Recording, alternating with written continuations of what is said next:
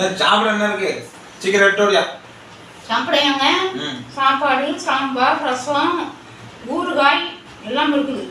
8 ரூபா சாப்பிடுறீங்களாங்க? காலையில எவனா சாம்பார், கீரை, ஊறுகாய் எவனா இந்த பண்ணிட்டு என்னடி நீ? ஏன் காலையில சாப்பிட்டா என்ன தொண்டைக்குழியில இறங்க மாட்டேங்குதா? எங்க குடும்பத்துல எல்லாம் நாங்க காலையில டிபன் தான் சாப்பிடுவோம். போய் டிபன் செஞ்சு விட்டோம். உங்க குடும்பத்துல யாருமே காலையில சாப்பாடு சாப்பிட்டதே இல்லையா?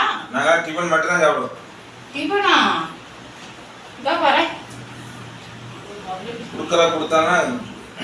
கொடுத்தாதான் எவ்வளவு சரி வருவாங்க.